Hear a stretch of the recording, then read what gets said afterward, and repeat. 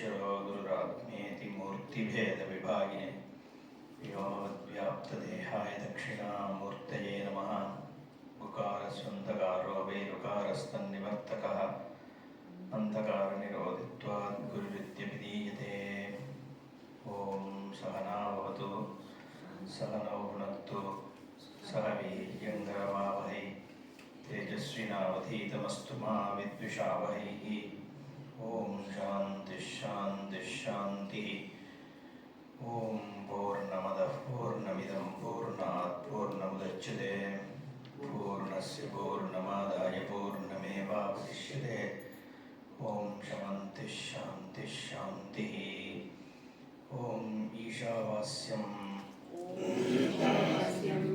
इदं सर्वं यत्किञ्च जगत्यां जगत् तेन त्यक्तेन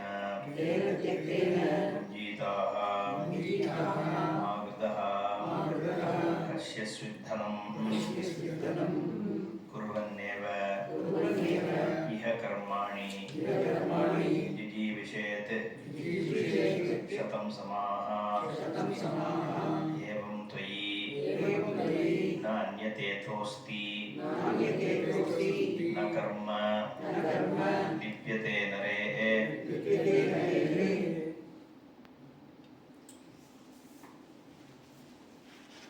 ईशावास्यम् जगत्यां जगत् आच्छादनीयम् ईशः। येन ईशेन वास्यम् आच्छादनीयम्। மாறிக்கொண்டே இருக்கிற தன்மையோடு கூடிய இந்த ஜெகத்தை ஈஸ்வரனாக நாம் பார்க்க வேண்டும் அர்த்தம். இதம் இதம் என்று எனக்கு என்னென்னலாம் தெரிகிறதோ அவை அனைத்தும் ஈசனால் வியாபிக்கப்பட்டுள்ளது அப்படிங்கிற ஞானத்தை அடை அப்படின்னு ஆரம்பிக்கிறது. அதனாலதான் இந்த தசோபனிஷத்துல முதல் உபனிஷத்தினுடைய முதல் சென்டென்ஸே இதுதான். ஈஷாவாஸ்யம் தான் நம்ம ஈஷகேன கடப்பிரஷ்னன்னு சொன்னோமே. ஈஷாவாஸ்யம் முதல் உபனிஷத்து, அதுல இது முதல் மந்திரம், முதல் வாக்கியம் ஈஷான்னு ஆரம்பிக்கிறது. எப்பவுமே ஒரு கிரந்தத்தினுடைய முதல் வார்த்தை எது அப்படிங்கிறது முக்கியமா பார்க்கறது. ஏன்னா மங்கள சூச்சகமா இருக்கணும். மங்கள ஒரு புஸ்தகம் ஆரம்பிக்கிறதுனாலே முதல் ஸ்லோகம் வந்து மங்களத்தை சொல்றதா தான் இருக்கும். அதனால ஈஷானே ஆரம்பிக்கிறது இந்த 10 உபநிஷத்துல. முதல் உபநிஷம் ஈசன், ஈஸ்வரனால் அப்படின்னு. அப்போ அது மங்களத்தை சொல்லக்கூடியது.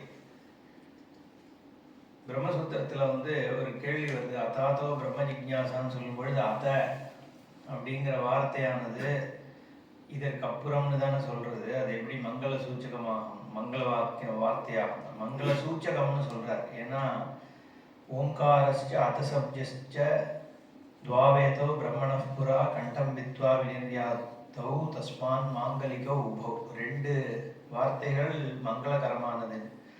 ஒன்று ஓம், இன்னொன்று அத. ஏன்னா பிரம்மா சிருஷ்டி பண்ணும்போது ஓம் அத அப்படின்னு சொல்லி ஆரம்பிச்சாங்க சிருஷ்டியை. அதனால அத்தன்றதே மங்களத்தை சொல்றது. அகர முதல எழுத்தெல்லாம், அகரம்ன்றது பிரம்மவஸ்து. நம்ம பார்த்தோம், ஜெய்சங்கர்ஜி பேசினார். ஆங்கிறது தான் இருக்கு, ஆங்கிற அப்படிங்கிற சப்தம் தான் இருக்கு. அதுக்கு மேல அத்தியாசம் வர்றது தான் ககாரம், ஈகாரம், உகாரம், ஷகாரம் எல்லாமே என்ன, ஆன்ற சப்தத்துக்கு மேல ஆகிற ஆரோபணம் தான். இருக்கிற சப்தம் எதுன்னா அகாரம் மட்டும்தான். அந்த மாதிரி பிரம்மவஸ்து ஒண்ணுதான் இருக்கு, அதுக்கு மேல அத்தியாசமா இருக்கிறது தான் ஜெகத் முழுக்க. அகர முதல எழுத்தெல்லாம். இங்க முதல்றது வந்து காலத்தினால முதல்னு கிடையாது. நம்மளுடைய எக்ஸ்பீரியன்ஸ், அந்த பரம்பரை இருக்கே, இதற்கப்புறம் இதற்கப்புறம் இதற்கப்புறம் நம்ம எக்ஸ்பீரியன்ஸ் இருக்கு. அதுக்கு மூலமா என்ன இருக்குன்னா நம்ம ஸ்வரூபம் தான் இருக்கு. நம்ம சொன்னோம் ஸ்வரூபம் அவித்யை காம கர்மன்னு சொல்றோம் இல்லையா. என்னோட ஸ்வரூபம் இருக்கு, அதுல அவித்யா அத்தியாசமாகுது. அவித்யா அத்தியாசமானோடனே எனக்கு ஜெகத் தெரியுது. அப்போ முதல்ல என்ன இருக்குன்னா என் ஸ்வரூபம் தான் இருக்கு, ஆதாரமாக இருக்குது. அதுதான் அகர முதல எழுத்து எல்லாம். அகரம் வந்து இந்த ஜெகத் எழுத்து எல்லாத்துக்கும் முதலாக இருக்கிறதுன்னா டயத்துல முதல்ல வந்து அர்த்தம் கிடையாது. ஆதாரமாக இதுதான் இருக்கு. அகரம்ன்றதனுடைய ஆதாரத்தை வச்சுதான் மற்ற சப்தங்கள் இருக்கு. அந்த மாதிரி ஆத்மவஸ்து ஆதாரமா வச்சுதான் ஜெகத் முழுக்க இருக்கு. ஆதி பகவன் முதற்றே உலகு.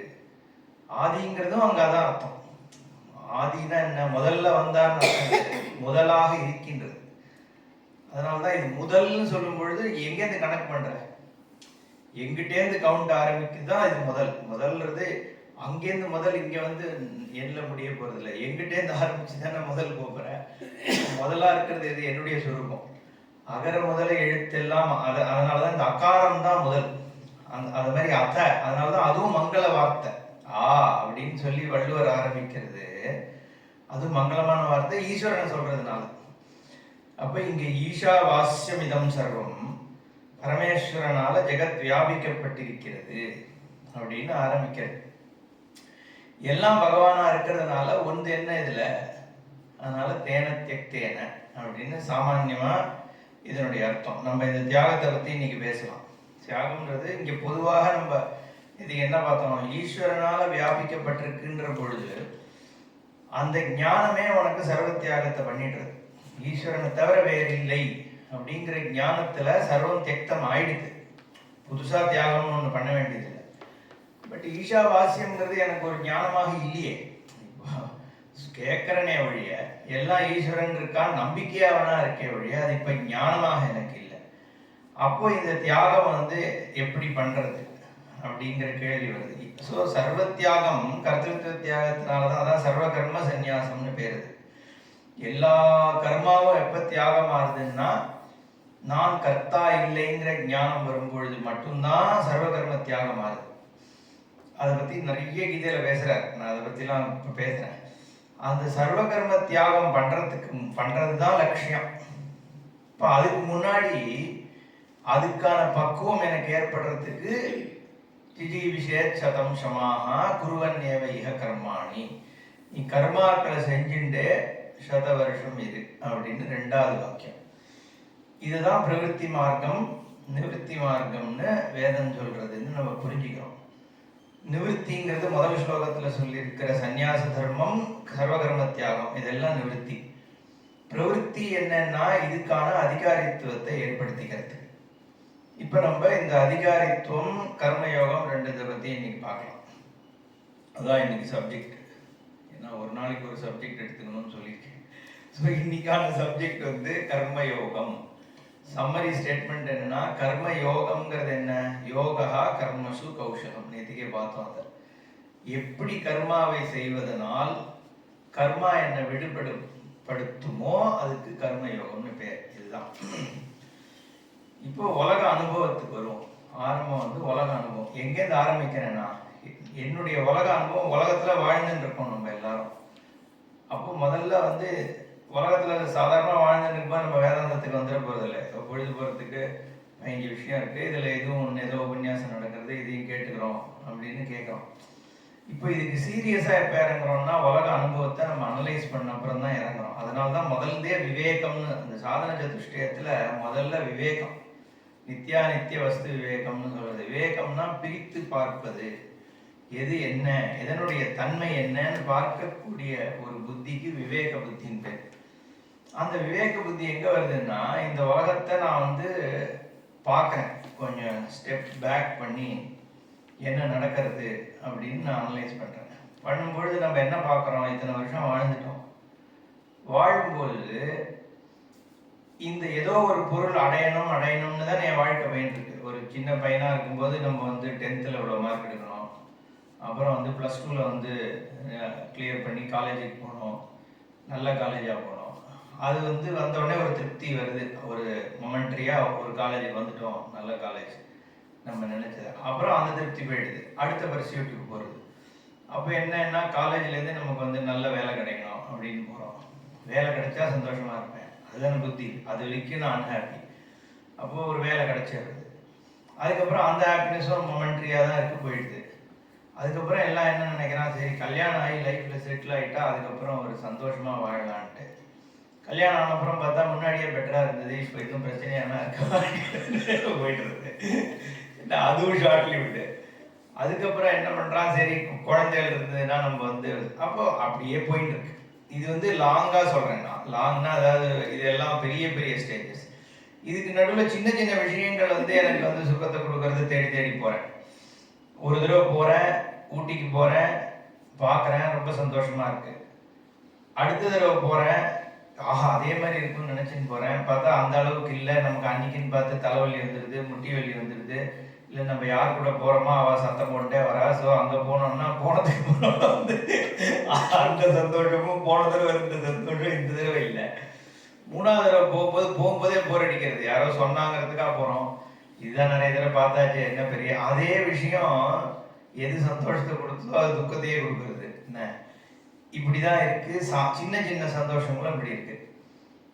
அப்ப என்ன ஆகுது, நான் தேடின்னு இருக்கேன் அப்படிங்கிறது தெரியறது. எதை தேடுறேன்னு கரெக்டா தெரியல. ஆனா நான் தேடி எனக்கு கிடைக்கிற விஷயம் எனக்கு அந்த திருப்தியை கொடுக்கல அப்படிங்கிறது நிச்சயமா தெரியுது. ஸோ முதல்ல இதுல என்ன இவ்வளோ எக்ஸ்பீரியன்ஸ் திரும்பி பார்த்த உடனே இது எல்லாருக்கும் இருக்கு. அதனால தானே அத்தனை பேரும் ஒத்துக்கிறோம். யாராவது ஒருத்தர் அப்படிலாம் இல்லை நான் சந்தோஷமா இருக்கேன்னு எழுதி இங்க சொல்றாங்க, ஒருத்தரும் கிடையாது. இந்த ஸ்டேட்மெண்ட் யார் வேணா சொல்லலாம். இஸ்கான்காரனும் சொல்லலாம், நம்மளும் சொல்லலாம், விஷ்டாத்வைதியும் சொல்லலாம், சைக்காலஜிஸ்டும் சொல்லலாம், புத்திஸ்டும் சொல்லலாம். யார் சொன்னாலும் எல்லாரும் ஒத்துட்டு தான் ஆனும். அது ஏன்னா அது ஒரு சாமானிய அனுபவமா தான் இருக்கு. இந்த விவேகம்ங்கிறது ஒரு அடிப்படை விவேகம். இப்போ இதுக்கு சொல்யூஷன் என்ன அப்படின்னு தேட ஆரம்பிக்கிறான். அதாவது நித்தியானித்திய வஸ்து விவேகத்துல என்னன்னா, இது எல்லாமே அனித்தியமாக இருக்கு, ஷார்ட் லிவ்டா இருக்கு என்னோட சந்தோஷம். அதுதான் பிரச்சனை. நான் ஏற்கனவே சொன்ன மாதிரி இந்த ஷார்ட் லிவ்டு சந்தோஷம் இருக்கிறதுனால தான் நம்ம வாழறோம். இப்போ கஷ்டமா இருந்தாலும் நாளைக்கு எனக்கு சந்தோஷம் வரும் அப்படிங்கிற ஒரு நம்பிக்கை தான் என்னை வாழ வைக்கிறது, அந்த மொமெண்டரி ஹாப்பினஸ். இப்போ அந்த சந்தோஷத்தை தேடி தேடி ஓடிட்டு இருக்கான். அதுதான் அந்த காணல் நீரை தேடி, மிருக திருஷ்ணிக்கானே பேரு காணல் நீருக்கு. அது ஏன் சொல்றான்னா, மான் தாகம் இருக்குன்னு தண்ணியை தேடி ஓடுமா. ஓடினா அது தண்ணி இருக்கா மாதிரி தெரியும். அங்க போய் பார்த்தா அங்க தண்ணி இல்லை, இன்னொரு இடத்துல தெரியும். அது அங்க தேடி ஓடும், அப்புறம் இன்னொரு இடத்துல அப்படியே ஓடி ஓடி ஓடி அது உயிரே போயிடுமா. அதுக்கு மிருக திருஷ்ணிகா, மிருகத்தினுடைய தாகத்தை வளர்க்கிற விஷயமாக அது இருக்கு. அது மாதிரி உலகத்துல இருக்கிற சுகங்களை தேடும்போது அதுல இல்லை அப்படிங்கிறது தெரியறது. நான் தேடுறது இந்த பொருள்கள்ல இல்லை அப்படிங்கிற அளவுக்கு எல்லாராலையும் தீர்மானம் பண்ணிக்க முடியாது. இது ஒன்றும் கஷ்டம் இல்லை. ஆனா அதுக்காக இதை விடவும் முடியல. ஏன்னா இதை எப்ப விட முடியும்னா, இதை விட பெட்டரா ஒண்ணு இருக்குன்னா தானே இதை விட போறான். ராமகிருஷ்ணர் சொல்லுவார், களையை பிடிச்சி தொங்கின்னு இருக்கான், களையை விடுறான்னா அவன் எப்படி விடுவான், கீழே விழுந்துருவான். அதுக்கு மேல இருக்கிற ஒரு கலை ஒண்ணு இருக்கு, நீ அதை பிடிச்சிக்கோன்னு சொன்னா இதை விட ரெடியா இருப்பானே வழிய, வெறும்னே தொங்குற கலையை விட்டுனா யாரும் விட போறது இல்லை.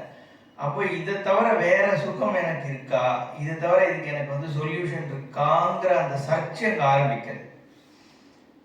அந்த சர்ச் ஆரம்பிச்ச உடனே என்ன பண்றான், போய் எங்கெங்கெல்லாம் எந்த ரிலீஜியன்ஸ்ல போய் இதுக்கு சொல்யூஷன் இருக்கா. அவன் என்ன சொல்றான்னா, நீ நான் சொல்ற ஆளு நம்பினேன்னா சொர்க்கம்னு ஒரு இடத்துக்கு போவ. அங்க போனதுக்கு அப்புறம் அங்க உனக்கு சந்தோஷம் மட்டும்தான் இருக்கும். ஏன்னா அங்க இருக்கிற உடம்புக்கு வயசாகாது, அங்க கிடைக்கிற பொருள்கள் எல்லாம் இன்ஃபினைட்டா இருக்கும், அங்க நீ துக்கமே இருக்காது அப்படின்லாம் சொல்றான். அப்ப அவன் என்ன சொல்ல வரான்னா, நீ தலைகீழ நின்னாலும் இங்க இருக்கும்போது உனக்கு ஒரு மண்ணும் கிடைக்க போறது இல்லை, வேணா வேற எங்கேயாவது போனா பாத்துக்கலாம்னு சொல்றான். அதான் அர்த்தம் அதுக்கு. இப்ப அவன்லாம் கிவ் அப் பண்ணிட்டான்.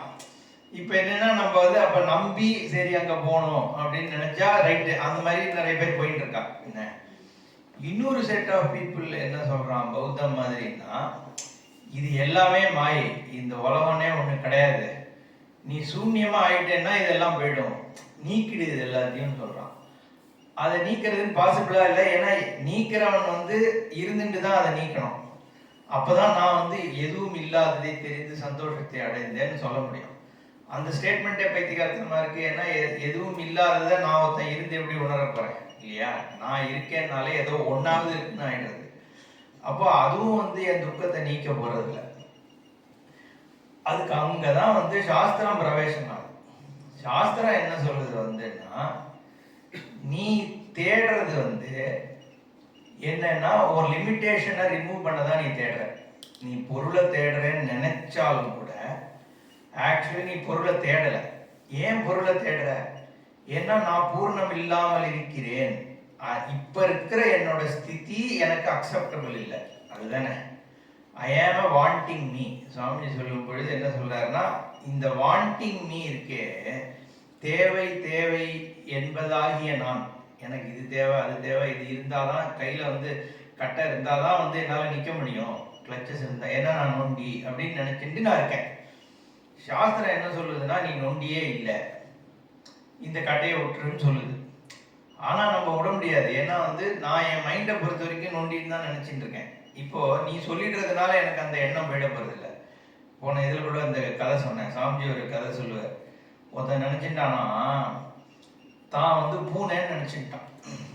என்ன சைக்கலாஜிக்கலி அவனுக்கு வந்து என்ன எண்ணம்னா, நான் ஒரு பூனை அப்படின்னு நினைச்சிட்டு அவன் பயந்துட்டு ரூம்குள்ளேயே இருக்கான், வெளியிலேயே வரல. ஏன்னா வெளில வந்தேன்னா நாயெல்லாம் இருக்கு, என்னை கடிச்சிரும்னு எனக்கு பயம். அப்போ ஒய்ஃப் என்ன பண்றா, சைக்கியாட்ரிஸ்ட்டை போய் ஐஷன் வந்து இவனை பேச சொல்லி பண்ணோடனே அந்த சைக்கியாட்ரிஸ்ட் வந்து ஏதோ பண்றார், ஓரளவுக்கு அப்படியும் ஒர்க் ஆகல. அப்புறம் கண்ணாடியை கொண்டு வந்து காமிச்சு, இந்த பார் நீ உனக்கு வந்து தலை இருக்கு, இதுதான் பூனையோட போட்டோ, அது தலை வேற மாதிரி இருக்கு, அதுக்கு வால் இருக்கு, உனக்கு வால் இல்லை, எல்லாம் சொல்லி நீ பூனை இல்லை அப்படின்னு சொன்னோடனே ஒரு மணி நேரம் 2 மணி நேரம் எல்லாம் எக்ஸ்பிளைன் பண்ண அப்புறம் அவன் கன்வின்ஸ் ஆகிட்டான். ஆமாம் நான் பூனை இல்லை தான், ரைட்டு டாக்டர் அப்படின்னு சொல்லிட்டு டாக்டர் போய்ட்டுறாரு சைக்கியாட்ரிஸ்ட். அப்புறம் சரி ஒய்ஃப் இப்போதான் நீங்கள் பூனை இல்லைன்னு தெரிஞ்சுக்கிட்டே வெளியில் வாங்கணும்னா திருப்பியும் வர மாட்டேங்கிறான். என்னடா ஆச்சு, ஏன் அப்படி பண்ண மாட்டேங்க? அவன் சொல்கிறான், பூனை இல்லைங்கிறது எனக்கு தெரிஞ்சு போச்சு, அந்த நாய்க்கெல்லாம் தெரிஞ்சுதான். இப்போ இப்போ என்னன்னா, இவனோட எண்ணம் தானே பிரச்சனை இப்போ இல்லையா? இந்த அந்த அந்த அஞ்ஞான நிவர்த்தி, இவன் வந்து சொரூப திருஷ்டியை வந்து இவன் தேடுறான். அப்போ வேதம் சொல்றது பிரச்சனை நீ லிமிட்டட் பர்சன் இல்லை அப்படின்னு சொன்னா, அந்த லிமிட்டேஷன் தான் என்னுடைய அனுபவமா இருக்கு. இந்த லிமிட்டட் பீயிங், இந்த வாண்டிங் மீயாக தான் நான் இருந்துட்டு இருக்கேன். இது வேணும் அது வேணும் அது வேணும் அது வேணுங்கிறது அந்த வாண்டிங் மீ. அந்த வாண்டிங் மீக்கு காரணம் என்னன்னா, ஐ ஆம் லிமிட்டட் பீயிங். இப்பதான் சாஸ்திரம் பிரவேசம் பண்ணி என்ன சொல்றதுன்னா, நீ இந்த வாண்டிங் மீன் எடுத்துட்டு இருக்கியே, இந்த வாண்டிங் மீன்றதே அவிச்சார சித்தம் தான். ஏன்னா நீ இது வரைக்கும் நீ யாருங்கிறத பார்க்கவே இல்லை, விசாரமே பண்ணலை. நீ உன் சொரூபம் என்னங்கிற விசாரம் பண்ணேன்னா இது நீ இல்லைங்கிறது உனக்கு புரியும் அப்படின்னு சொல்றது சாஸ்திரம். இப்போ என்ன கேள்வினா, நான் விசாரம் பண்ணலைன்னு எதை வச்சு சொல்றேன்? நான் தான் இன்னார்னு தெரியறது எனக்கு. நான் இந்த பர்சனு, கை இருக்கு கால் இருக்கு, பிறக்கும் போதே எனக்கு பேர் கொடுத்துருக்கான். இப்போ அடுத்தவன் இதே பேரை சொல்றது இல்லை. ஸோ நான் ஒருத்தன் தான் கல்யாணம்னு சொல்லிக்கிறேன், நான் ஒருத்தன் தான் இந்த பேரண்ட்ஸ்க்கு வந்திருக்கேன். அப்போ நான் வந்து என்ன தெரியாதுன்னு நான் சொல்ல முடியாது. அதுதான் வந்து அத்தியாச பாஷ்யத்துல ஒரு குழப்பம் இருக்கு. சாஸ்திர பிரவேசமே தேவையா இல்லையாங்கிறது பெரிய கேள்வி.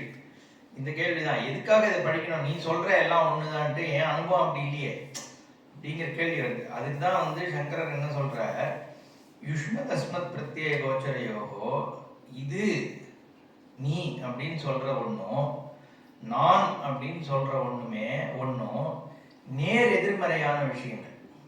இருட்டும் வெளிச்சமும் மாதிரி. நான் சொல்றது வந்து இதுன்னு சொல்லவே முடியக்கூடாது. ஓகே, ஏன்னா அது டைரக்ட்லி ஆப்போசிட். இதுன்னு சொல்லக்கூடிய ஒரு பொருள் நான் என்று சொல்லவே பட முடியக்கூடாது. அப்படி இருக்கும் பொழுதுதான் யுஷ்மத்து அஸ்மத் இது ரெண்டும் வெவ்வேறு பிரத்தியம். ஆனா என்னோட உலக விவகாரம் எப்படி இருக்கு, எதை ஆதாரமா வச்சிருக்கு, நான் இது அப்படிங்கிற வார்த்தையினாலதான் என்னோட வந்து சம்சாரமே ஆரம்பிக்கிறது. இந்த தேகம் நான், இந்த உருவம் நான், இந்த என்டிட்டி நான். அந்த இதுன்னு தான் நான் தெரிஞ்சுக்கிறேன். கல்யாணன்றது எனக்கு இதுவாக தான் தெரிகிறது, கல்யாணுடைய தேகம் எனக்கு இதுவாக தான் தெரிகிறது, கல்யாணுடைய மைண்டு எனக்கு இதுவாக தான் தெரிகிறது. இதுவாக தெரிந்தாலும் நான் இது அப்படின்னு தான் அதை சொல்றேன். இதை நான்னு சொல்ல முடியாது. இதுன்னு எது தெரியறதோ, இன்ஃபேக்ட் அதை மட்டும்தான் நான் நான்னே சொல்றேன், மற்ற எதையும் நான் சொல்ல. இதுன்னு தெரியற வஸ்துவை நான் சொல்றேன். என்ன, அதனால அதை தவிர இது என்னுடையதுன்னு சேர்த்துக்கிறேன். அகமிதம் மம-இதம் ரெண்டும் சேர்த்துக்கிறார் அவர். நான் இது, இது என்னுடையது, இது ரெண்டுமே இதை வச்சுதான் உன் விவகாரமே ஆரம்பிக்கிறது. இதுலயே உனக்கு வந்து ஏதோ ஒரு கன்ஃபியூஷன் இருக்குன்றது தெரியுதுல்ல. இது உண்மையா இல்லையாங்கிறதுக்கு நம்ம அப்புறம் வருவோம். பட் நான்றது இதுன்னு இருக்க முடியாது, இதுங்கிறது நான் இருக்க முடியாதுங்கிற உண்மை இருந்தாலும், நான் இதுங்கிறத ஆதாரமாக வைத்துதான் என்னுடைய வாழ்க்கை, என்னுடைய எல்லாமே நடக்கிறதுங்கிறதுனால ஒரு கன்ஃபியூஷன் அத்தியாசம் இருக்குன்னு தெரிஞ்சுக்கோ அப்படின்னு ஆரம்பிக்கிறார். அத்தியாசம் இருக்குன்னா ஒன்னுத்துக்கு மேல இன்னொன்னுத்தினுடைய தன்மையை நான் ஏத்துறது. அதஸ்மின் தத்புத்தி. கோயமை யாரோ கேட்டா அத்தியாசம்னா என்னன்னு. இன்ஃபேக்ட் அந்த அத்தியாச பாஷ்யம் முழுக்க ஒரு அத்தியாசம்னா என்னன்னு விளக்குறார். கோயம் அத்தியாசோ நாமேதி, அத்தியாசம்னா என்ன அப்படின்னு ஆரம்பிச்சு அவர் சொல்றார். கல்லுல வந்து வெள்ளியை பார்க்கறதுங்கிறது ஒரு அத்தியாசம். கீழே ஒரு கூழாங்கல்லோ இல்லை பெப்பிள் இருக்கு, அதுல வெள்ளிங்கிறத பார்க்குற, அதுல எது உண்மை? இது ஏதோ இருக்குங்கிறது உண்மை, இது இன்னவாக இருக்குன்றது வந்து அங்க வந்து உண்மை இல்லை. அதான் அப்ப இருக்கிறதுங்கிறத வந்து நீ இல்லைன்னு சொல்லிட முடியாது. அது என்ன தன்மையோடு இருக்குங்கிறதுல வந்து உன் கன்க்ளூஷன் இருக்கு. அந்த நீ பண்ற கன்க்ளூஷன் தான் அங்க பொய்யே ஒழிய ஏதோ ஒன்று இருக்குங்கிறது பொய் இல்லை. அதை நீ வெள்ளியாக எடுத்துக்கிறிய, அங்கதான் வந்து பிரச்சனை வருது. அதனால நம்ம இந்த ஞானத்தை பொறுத்த வரைக்கும் சத்தியத்துவம் மித்தியாத்துவம் தான் இந்த ஞானம். எனக்கு வந்து ரெண்டுன்னு தெரியறதுல பிரச்சனை கிடையாது, ரெண்டாக இருக்கிறது உண்மையாங்கிறது தான் பிரச்சனை. புரியுதா? அதாவது சூரியன் எனக்கு தெரியறதுங்கிறதுல எனக்கு பிரச்சனை கிடையாது. சூரியன் வேறு நான் வேறுங்கிற, சூரியன் வேறுன்றதுல எனக்கு பிரச்சனை கிடையாது. மற்ற விஷயங்கள்ல எனக்கு பிரச்சனை இருக்கு. இந்த துவைத்த புத்தி தான் வந்து நான் இன்கம்ப்ளீட்டுங்கிறத எஸ்டாப்ளிஷ் பண்ணுது. இன்கம்ப்ளீட்னஸ் எஸ்டாப்ளிஷ் ஆகிறதுனால தான் விவகாரம் பண்றேன். அது நிஜமாவே நான் இன்கம்ப்ளீட் தானா அப்படிங்கிறது தான் விசாரம். சாஸ்திரம் என்ன சொல்லுதுன்னா நீ இன்கம்ப்ளீட் இல்லை, இன்ஃபைனைட்னு சொல்லுது. அப்போ நீ பூர்ணஸ்வரூபம்னு சாஸ்திரம் சொல்றது. அந்த பூர்ணஸ்வரூபத்தை நான் வந்து உணராத வரைக்கும் நான் என்ன ஆயிடுறேன்? பூர்ணத்துவத்தையே இழக்கிறேன் இந்த சென்ஸ். அதனால அதை மகதி வினஷ்டிகின்னு சொல்லுது. உன்னோட நாசம் இருக்கே, லாஸ் இருக்கே இங்க, அது வந்து இன்ஃபைனைட் லாஸ். ஏன்னா அது கிடைச்சதுன்னா உனக்கு இன்ஃபைனைட்டே கிடைக்காது. அப்போ நீ அதை ஏத்துக்காம போயிடுறதுனால என்ன ஆயிடுறது? நீ அதை ஓனப் பண்ணாததுனால உன்னோட இன்ஃபைனைட் சொத்து ஒண்ணுதான் இல்லாம போயிடுது. அது இருக்கு, ஆனா நீ அதை உன் மைண்ட்ல இருந்து நீ அது நான் தெரிஞ்சாதானே அதனால உனக்கு பலன். எல்லாரும் இன்னொரு கேள்வி என்ன வந்துன்னா, ஏற்கனவே நான் பிரம்மன் தானே, இப்ப நான் தெரிஞ்சா என்ன, தெரிஞ்சுக்காட்டி என்னங்கிற கேள்வி வருது இல்லை. அது என்னன்னா, அது தெரியும். ஆத்மைவ ஆத்மனோ பந்துகு ஆத்மைவ ரிபுகு ஆத்மனஹான்னு சொல்றார் கீதையில. உன்னுடைய சுரூபமே உனக்கு நண்பன் இல்ல, நீ வெறும்ன பார்த்தா நீயே உனக்கு நண்பன், நீயே உனக்கு எதிரி. ஆத்மையேவ ஆத்ம. ஆனா நீயே எப்படி உனக்கு நண்பன் ஆற? இங்க வந்து உன்னுடைய பரமாத்ம ஸ்வரூபத்தை வந்து நீ தெரிந்துக்கும் பொழுது தெரிந்து கொள்ளப்பட்ட ஆத்மா உனக்கு நண்பனா இருக்கு.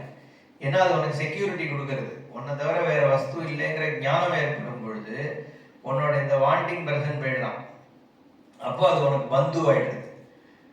தெரிந்து கொள்ளாத ஆத்மா இருக்கே, அதுதான் எல்லா பிரச்சனைக்கும் காரணம். ஏன்னா அந்த என்னோட லிமிட்டேஷன்ஸ் தான் எனக்கு கில்ட்டை ஏற்படுத்துறது, ஹர்ட்டை ஏற்படுத்துறது, அதனால சைக்கலாஜிக்கல் ப்ராப்ளம்ஸ் ஏற்படுத்துறது, திருப்பி திருப்பி அதை நோக்கி என்ன போக வைக்கிறது. ஒவ்வொருத்தரையும் போய் அடிபட்டு திரும்பி வந்துருக்கேன் மிருகதிருஷ்ணிகா மாதிரி.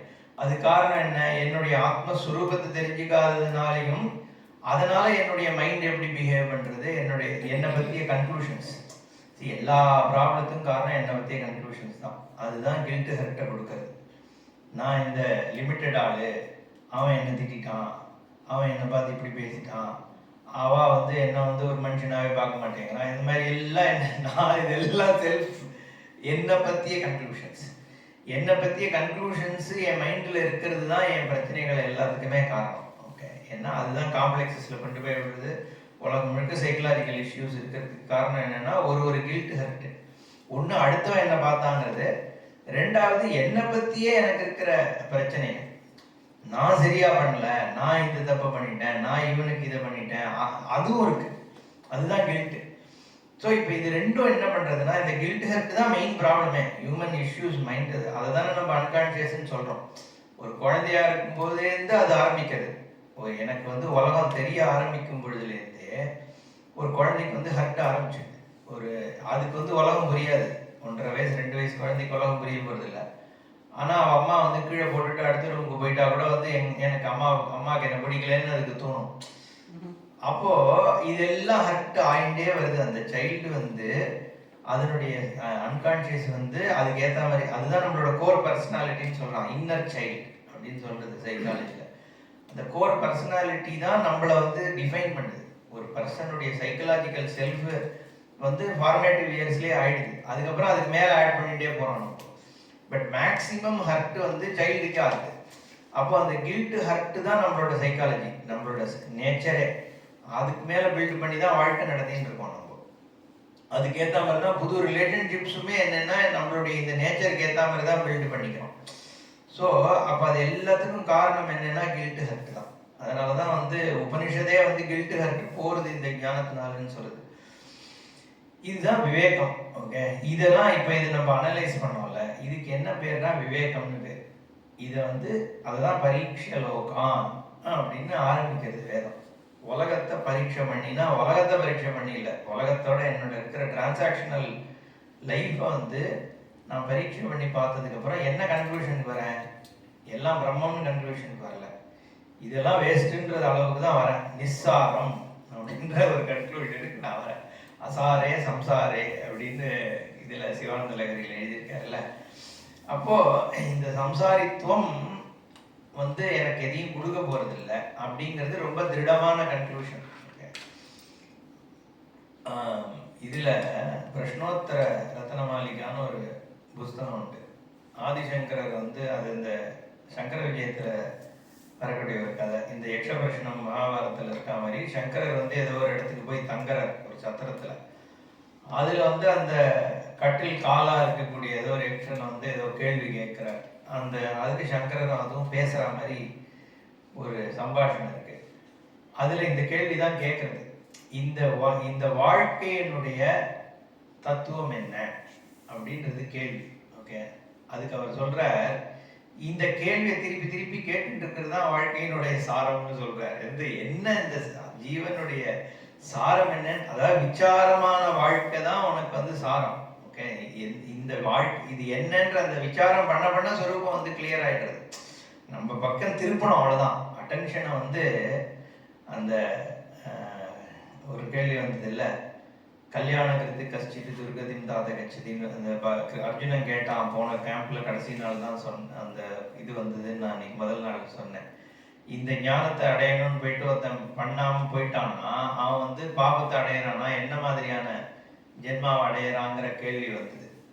அப்போதான் பகவான் தான் அதுக்கு பதில் சொன்னார். அவன் வந்து நல்ல விதமான யோகிகள் குலத்தில் பிறக்கிறான்னு சொன்னேன். அது முக்கியமாக அதில் என்ன சொல்லப்படுறதுன்னா, ஒன்ஸ் நீ உன்னை பார்க்க திருப்பிட்ட, இத்தனை நாளா பராஞ்சிகாணி வெத்திருநத் ஸ்வயம்பு அன்னைக்கு ஜெய்சங்கர் சொன்னார்ல, பராங் பஷ்யதி நான் அந்தராத்மன். நம்மளுடைய விவகாரம் எல்லாம் இது வரைக்கும் என்னவா இருந்தது, வெளியில இருக்கிற விஷயங்களை தேடி தேடி தேடி தேடி ஓடிட்டு இருக்கோம்.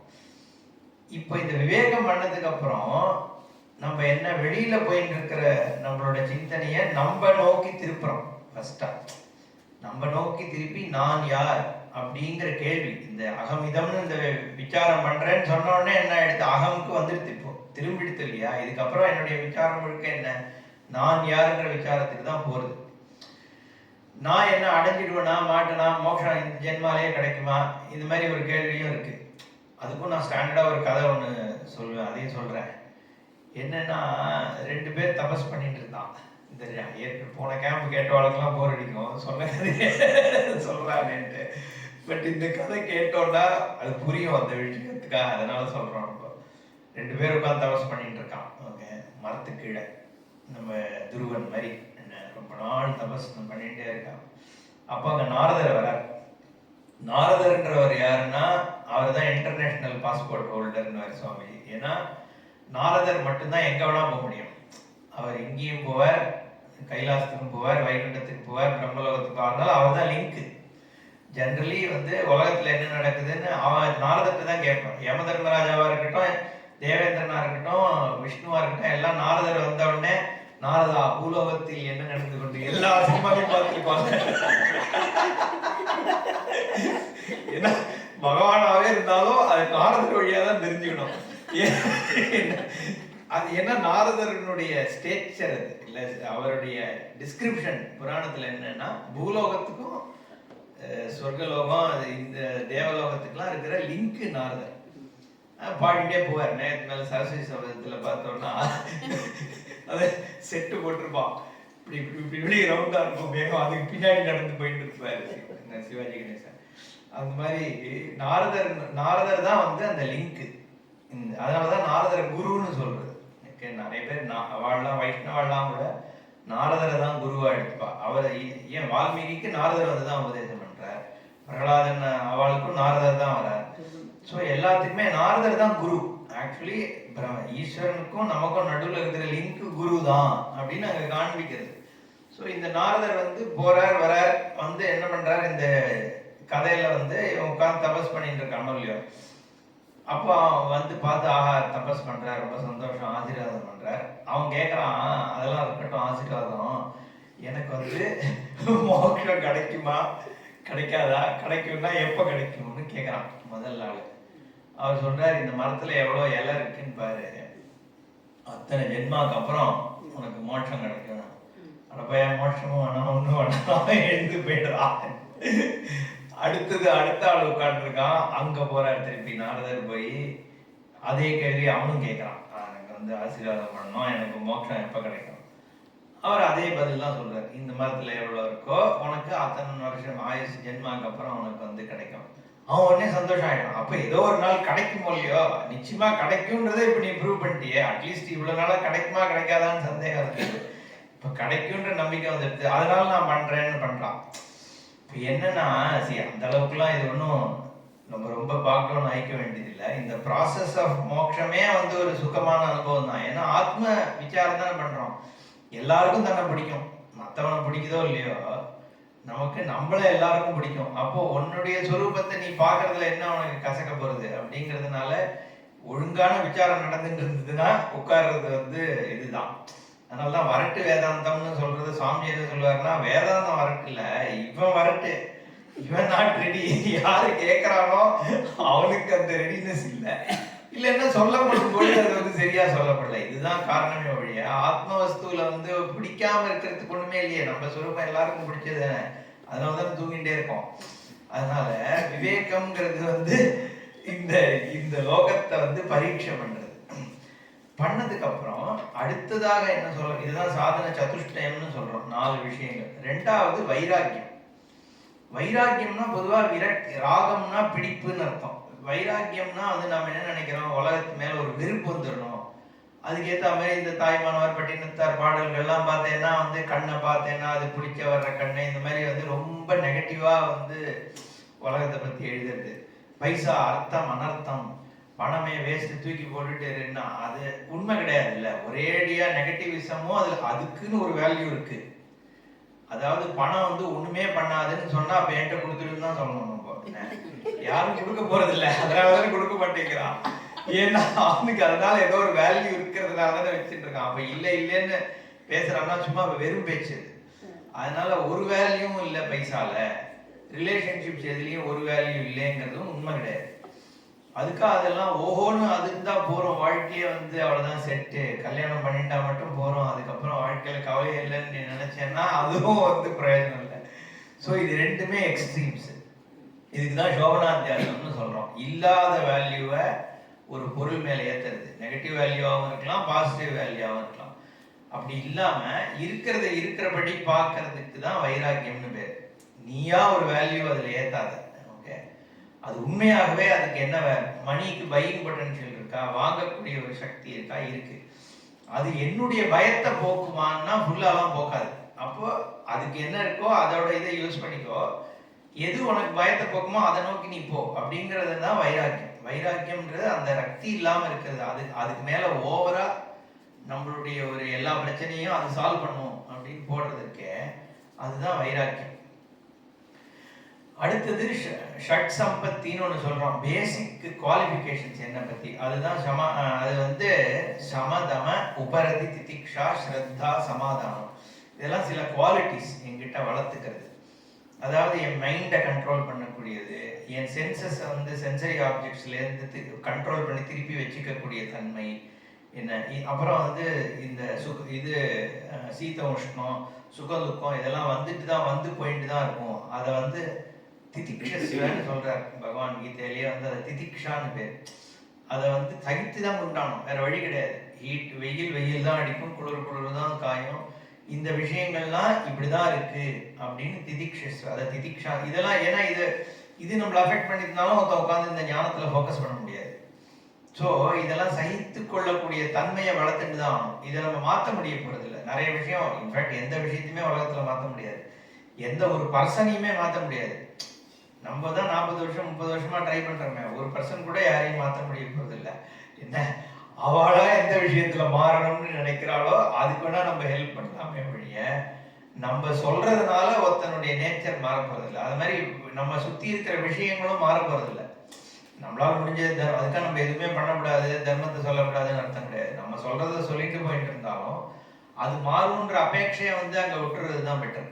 அதனால இந்த எதெல்லாம் உன்னால மாற்ற முடியுமோ, அதான் சுவாமிஜி ஒரு பிரேயரே சொல்லுவார், என்னால பண்ணக்கூடிய விஷயங்களை பண்றதுக்கு எனக்கு சக்தியை கொடு, என்னால மாற்ற முடியாம இருக்கிற விஷயங்களை அப்படியே ஏத்துக்கிறதுக்கான சக்தியை கொடுன்னு அந்த ரெண்டும் சேர்த்து பிரேயரா சொல்லுவார். ஏன்னா இது ரெண்டுமே தேவை. நம்ம எங்க எஃபர்ட் பண்ணுவோம் அங்க போட்டுதான் ஆனோம். எது நம்மளால மாற்ற முடியாதோ அது மாற்ற முடியாதுன்னு புரிஞ்சுக்கிற சக்தி வேணும், இல்லைன்னா அதுவும் நம்மள அஃபெக்ட் பண்ணும். அதுதான் திதிக்ஷான்னு சொல்றோம். அப்புறம் இன்னொன்னு என்னன்னா ஸ்ரத்தா. ஸ்ரத்தா என்னன்னா, இப்ப நம்ம ஏற்கனவே உலகத்தெல்லாம் பரீட்சை பண்ணிட்டோம், இது எதுலயும் சாரம் இல்லை அப்படிங்கிறது தெரிஞ்சிடுது. இப்போ சாஸ்திரம் என்ன சொல்லுதுன்னா, நீ தான் போறணும், நீ லிமிட்டட் இல்லைன்னு சொல்லுது. அது எனக்கு புரியல எனக்கு ஆரம்பத்துல. ஆனா அதை புரியறது, அது சாஸ்திரம் தான் பிரமாணமாகவும் இருக்கு அதை காமிக்கிறதுக்கு.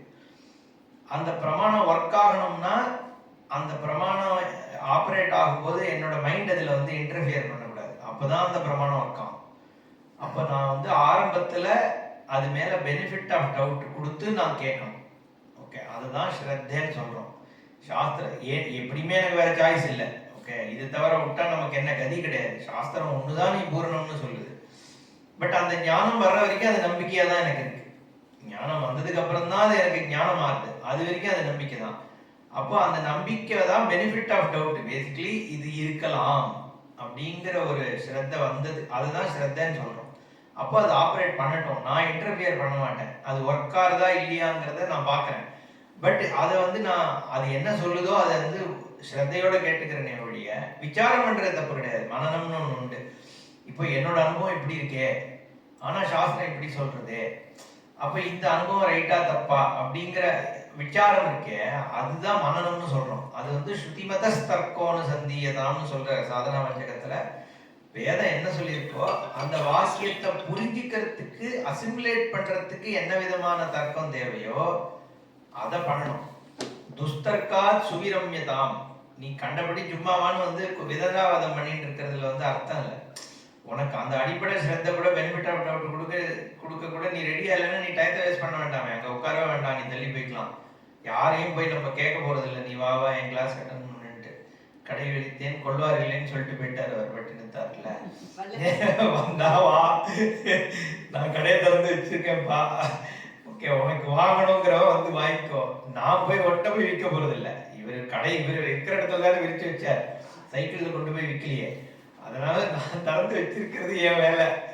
எவன் ஞானத்தை தேடி வரானோ அவனுக்கு நான் ஞானம் கொடுக்க போறேன். அப்படிதான் நம்ம. அதனால அடிப்படையா உனக்கு இந்த சாஸ்திரம் சொல்றத எனக்கு தெரிஞ்சுக்கணும்ன்ற அந்த பாவம் இருக்கும் பொழுது, அப்ப நீ ஸ்ரத்தா தான். குரு சாஸ்திர வாக்கியேஷு விஸ்வாசகா ஸ்ரத்தா. அதனால பொதுவா சாஸ்திரம் குரு சேர்ந்து தான் வரும். ஏன்னா சாஸ்திரம் மட்டும் ஞானத்தை கொடுத்துடாது. சாஸ்திரம் சரியாக கையாளப்படும் பொழுதுதான் அந்த ஞானம் வரும். 3 விஷயம் தேவை இல்லையா? பிரமாணம், பிரமாத்தா, பிரமேயம், 3 இருக்குன்னு நம்ம சொன்னோம். 3த்துலயுமே விக்னம் வருதுன்னு பாக்குறோம். ஓகே, ஆனா பிரமேயமாகிய சாஸ்திரத்துல பிரச்சனை இல்லை. ஆனா அந்த சாஸ்திரம் ஏன்னா சாஸ்திரம் பல பேருக்கு ஞானத்தை கொடுத்துருக்கு, அதனால சாஸ்திரத்துல ப்ராப்ளம் கிடையாது. பட் அந்த சாஸ்திரத்தை ஹேண்டில் பண்ற விதத்துல ப்ராப்ளம் வரலாம். அதனாலதான் பிரக்கிரியன்றது முக்கியம், சம்பிரதாயங்கிறது முக்கியம். அதை ஒழுங்காக தெரிந்து கொண்டிருக்கணும். ஒருத்தன் வெறும்னு அந்த ராஜா கதை சொன்னேன், அந்த ராஜா மாதிரி ஒருத்தன் ஞானி ஆயிட்டான்னா அவன் ஞானி ஆயிருக்கலாம், பட் அவனால அடுத்தவனுக்கு டீச் பண்ண முடியாது. ஏன்னா அவன் அந்த சம்பிரதாயப்படி சாஸ்திரத்தை கேட்கல முழுக்க. அப்போ அவனுக்கே ஞானம் இருந்தாலும் அதை எப்படி சொன்னா, ஏன்னா எல்லாரும் ஒரே லெவல்ல இல்லையே, ஒவ்வொருத்தன் ஒரு நிலைப்பாடுல இருக்கான். அப்போ எல்லாருக்கும் ஒரே விஷயம் ஒரே மாதிரி சொல்லும் போது புரிஞ்சிடாது. அப்போ ஒவ்வொருத்தருக்கு ஏத்த மாதிரி அதை சொல்ல வேண்டியும் இருக்கு. அப்ப நம்ம காம்ப்ரிஹென்சிவா அதை பேச வேண்டியிருக்கு, எல்லா பிரக்கிரியையும் பேச வேண்டியிருக்கு. ஒருத்தனுக்கு திருஷ்யம் புரியும், இன்னொருத்தனுக்கு அது ஆபாசவாதம் புரியும், இன்னொருத்தனுக்கு பிரதிபிம்பம் புரியும், இன்னொருத்தனுக்கு பஞ்சதசி சொன்னா புரியும், இன்னொருத்தனுக்கு தத்துவசின்னு சொன்னா புரியும். யாருக்கு ஏன்னா இப்போ ஒருத்தருக்கு பிள்ளையார் பிடிக்கிறது, ஒருத்தனுக்கு முருகன் பிடிக்கிறதுங்கிற மாதிரி எந்த பிரக்கிரியை யாருக்கு பிடிக்குங்கிறது நம்ம சொல்ல முடியாது. அப்போ நம்ம சாஸ்திரம் சொல்லும் பொழுது அதனால காம்ப்ரிஹென்சிவா நம்ம கவர் பண்ண முடியணும் ஒரு குருவால. ரெண்டாவது என்னன்னா, அந்த ப்ராசஸ், அந்த அந்த பிரக்கிரியை எடுத்துட்டாலும் காரணகாரிய பிரக்கிரியன்னு எடுத்துக்கிறோம்.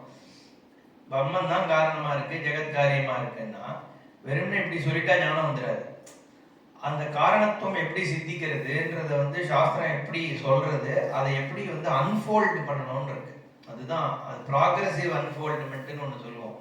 டீச்சிங் மெத்தடாலஜியில் என்னன்னா, எல்லாத்தையும் முதல் கிளாஸ்லேயே உட்காந்து நீதான் பிரம்ம, இதுதான் வந்து அத்தியாசம் ஆபாசம் அது இதுன்னு 1 மணி நேரத்தில் பேசி முடிச்சிட்டோம்னா என்னடா கேட்டோம், இப்போ இவ்வளோ நாழியா என்ன நடந்ததுன்ற லெவலுக்கு போய்டும் கேட்கும் பொழுது. ஸோ எடுப்பில் எல்லாத்தையும் சொல்கிறதுங்கிறதே அதனால தான் கிடையாது. ஒரு ப்ராக்ரெசிவாக ஒரு விஷயத்தை எப்படி அன்ஃபோல்டு பண்ணணும் அப்படிங்கிறது தான் பிரக்கிரியைன்னு சொல்கிறோம். அதுதான் நான் சொன்னேன்னு நினைக்கிறேன் ஒரு கிளாஸில். சுவாமிஜி என்ன எக்ஸாம்பிள் கொடுப்பாருன்னா, ஒரு நேச்சுரல் ஹாரைசான் லேண்ட்ஸ்கேப்பை பார்க்கணும் அப்படின்னா தடால் ஒன்றத்தை காமிச்சா அதில் இது கிடையாது. குரு ஒரு ஆள் என்ன பண்ணுவான், மெதுவாக அழிச்சின்னு போய் ஒரு கரெக்டான பாயிண்ட் எங்கேருந்து பார்த்தா அந்த வியூ கரெக்டாக தெரியுமோ, எக்ஸ்பீரியன்ஸ் பண்ணுவானோ, அந்த வியூ பாயிண்ட்னு சொல்கிறான்ல, அந்த ஹில்லுக்கு மேலே அழிச்சின்னு போய் அங்கே வச்சுட்டு அவனை பார்க்க விட்டோன்னா அவனுக்கு அந்த விஷன் கிடைக்கிறது. ஸோ அப்போ என்னன்னா, நீ அந்த டீச் பண்ணும் பொழுது அந்த டீச்சருக்கு வந்து தெரியணும் அந்த பர்சன் எங்கே இருக்கான், அவனை இதுக்கு எப்படி எடுத்துன்னு போகிறது. அதுதான் அந்த சாகாச்சந்திர நியாயம் சொன்னான்னு தெரில. ஓகே, ஏன்னா 2 கேம் பேக் டு பேக் எடுக்கிறதுனால எங்கே எதை சொன்னோன்றதே மறந்து போயிடுது.